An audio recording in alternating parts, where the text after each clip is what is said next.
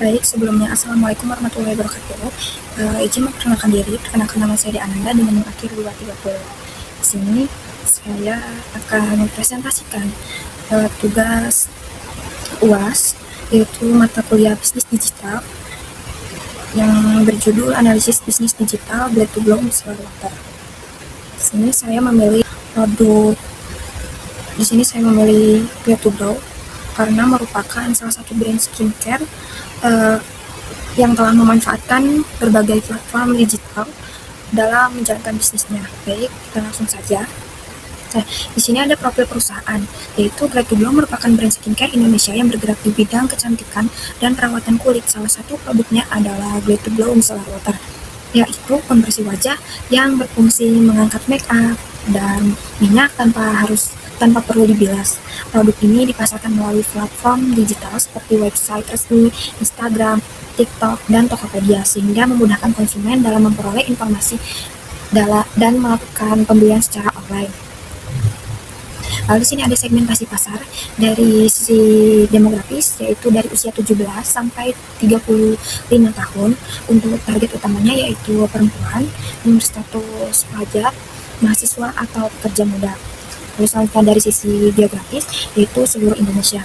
Lalu dari sisi psikografis, yaitu peduli terhadap perawatan kulit, mengikuti tren kecantikan.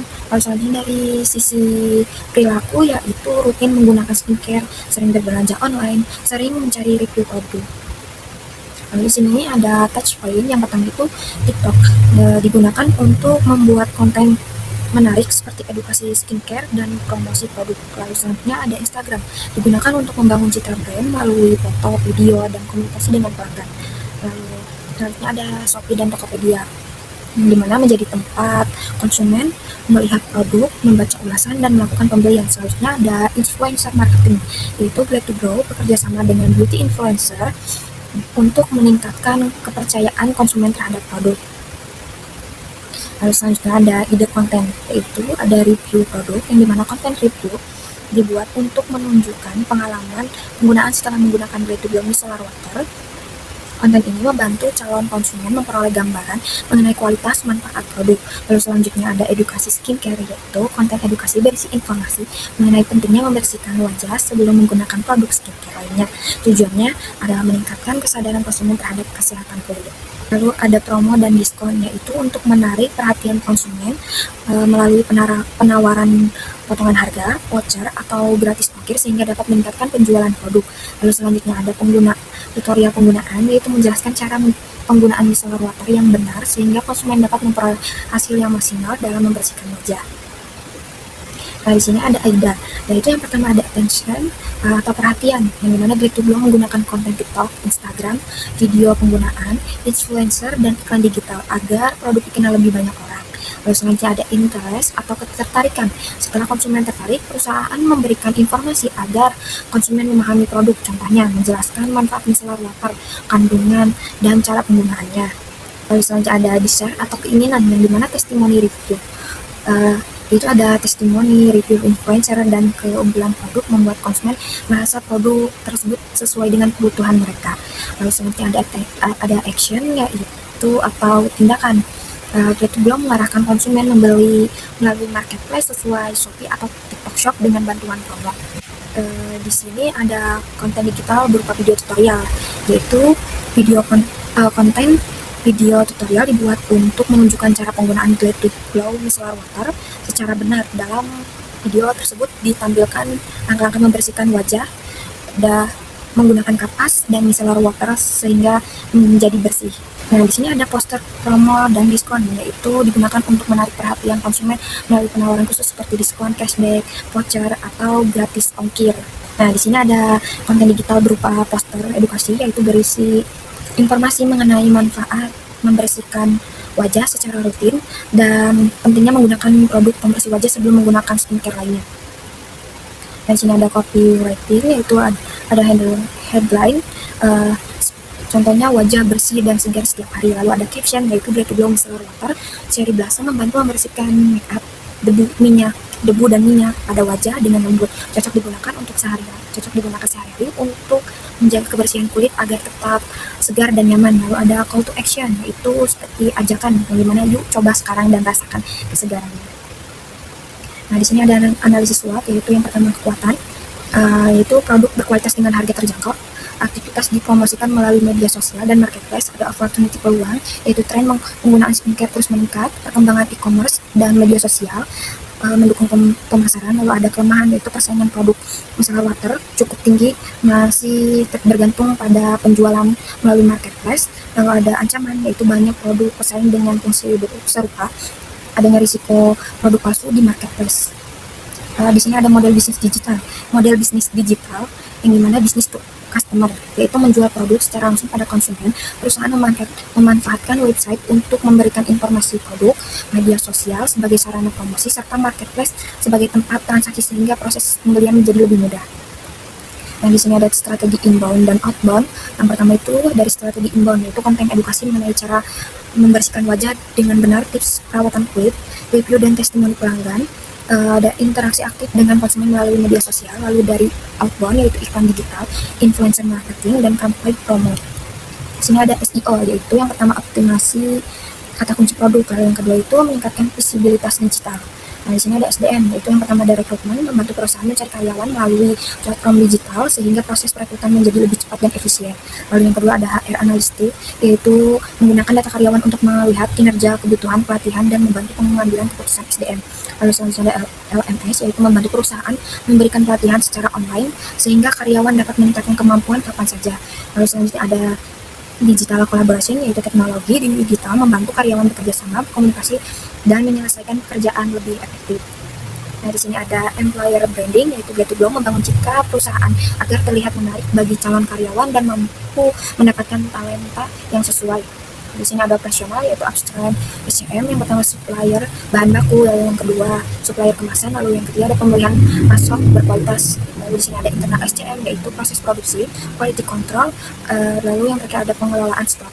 Lalu selanjutnya ada downstream, yaitu marketplace dan e-commerce. Lalu ada distribusi produk, lalu yang ketiga itu ada customer service. Lalu selanjutnya ada teknologi dan yang digunakan. Yang pertama sistem inventory digital, lalu yang kedua ada data analytics, lalu yang ketiga itu marketplace system. Nah, di sini ada model SCM yang digunakan. Yang pertama agile supply chain, menyelesaikan produksi dengan tren dan permintaan pasar. Lalu yang kedua ada digital supply chain, yaitu menggunakan teknologi untuk mengelola rantai pasok. Lalu yang ketiga ada push model, yang dimana produksi berdasarkan perkiraan permintaan konsumen. Lalu selanjutnya ada kepatuhan, yang pertama tuh izin BPOM, lalu yang kedua standar keamanan produk, lalu yang ketiga perlindungan data konsumen, lalu yang keempat yaitu kepatuhan penjualan online. Nah, di sini ada financial technology, yaitu yang fintech yang digunakan yaitu ada QRIS, e-wallet, dan transfer bank. Lalu selanjutnya ada LMS, yaitu metode pembayaran marketplace, yaitu QRIS, e-wallet, virtual account, transfer bank, dan kartu kredit.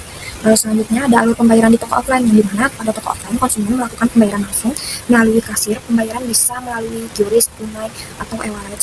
Setelah pembayaran berhasil, transaksi akan dicatat di sistem perusahaan. Lalu selanjutnya ada alur pembayaran di toko online, yaitu konsumen memilih produk di marketplace, lalu check out produk, memilih metode pembayaran. Setelah pembayaran dikonfirmasi, pesanan akan diproses dan dikirim. Nah, di sini ada analisis bisnis digital.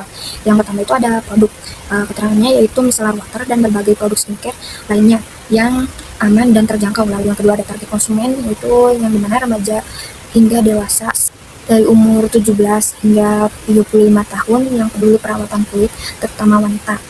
Lalu ada platform digitalnya, yaitu website resmi, Shopee, TikTok Shop, Instagram, dan media sosial lainnya. Untuk metode pembayarannya yaitu Shopify, GoPay, Oppo, QRIS, transfer bank, kartu kredit atau debit. Lalu untuk distribusinya yaitu dari gudang Get to Grow ke marketplace, lalu ke jasa ekspedisi, lalu ke konsumen. Untuk layanan pelanggannya yaitu live chat di marketplace, Instagram DM atau WhatsApp dan email. Nah, di sini ada alur proses bisnis. Yang pertama itu konsumen mencari informasi produk, melihat produk di Instagram, Shopee, TikTok atau website. Lalu yang ketiga itu memilih produk yang diinginkan. Lalu yang keempat itu konsumen melakukan check out pesanan. Lalu yang kelima itu melakukan pembayaran menggunakan metode digital. Lalu yang ketujuh itu pesanan diterima dan diproses oleh gudang. Lalu yang kedelapan itu produk dikirim melalui jasa ekspedisi. Dan yang terakhir yaitu produk diterima oleh konsumen dengan aman. Nah, di sini ada masalah utama. Yang pertama itu masih terdapat penjualan tidak resmi yang menawarkan play to blow micellar water di marketplace sehingga konsumen kesulitan memastikan keaslian produk. Untuk dampaknya yaitu yang pertama menurunkan kepercayaan pelanggan, lalu yang kedua berpotensi merugikan konsumen, lalu yang ketiga itu mempengaruhi citra merek perusahaan. Nah, di sini ada solusi yaitu yang pertama menambahkan QR code pada konsumen pada kemasan untuk memverifikasi keaslian produk. Lalu yang kedua mengedukasi konsumen agar membeli melalui toko resmi. Lalu yang ketiga itu memperkuat kerjasama dengan marketplace untuk meningkatkan visibilitas toko resmi. Lalu untuk manfaatnya yang pertama itu memudahkan konsumen memverifikasi produk. Lalu yang kedua meningkatkan kepercayaan pelanggan. Lalu yang ketiga itu mengurangi risiko pembelian dari penjual tidak resmi. Nah, di sini ada seperti diagram solusi ya. Yang pertama itu produk dengan kode dengan QR kode pada kemasan. Lalu yang kedua kode QR kode unik disediakan pada setiap produk. Lalu yang ketiga itu konsumen memindai QR kode menggunakan kamera atau scan. Lalu yang keempat itu sistem akan memverifikasi keaslian produk secara otomatis. Lalu yang kelima itu menampilkan status produk asli atau tidak terdaftar. Nah, untuk manfaatnya itu mengurangi peredaran produk palsu. Lalu yang kedua itu meningkatkan kepercayaan dan kepuasan konsumen. Lalu yang ketiga memudahkan konsumen dalam mengecek keaslian produk. Lalu yang terakhir melindungi citra dan reputasi merek Play to Glow. Selanjutnya untuk kesimpulan yaitu Play to Glow telah menerapkan bisnis digital dengan manfaat website, marketplace, dan media sosial. Namun masih terdapat risiko produk tidak resmi. Solusi berupa QR code verifikasi diharapkan dapat meningkatkan kepercayaan konsumen, memudahkan pengecekan keaslian produk, dan memperkuat citra merek. Sekian presentasi dari saya. Mohon maaf bila ada kata-kata dan penjelasan yang kurang. Assalamualaikum warahmatullahi wabarakatuh.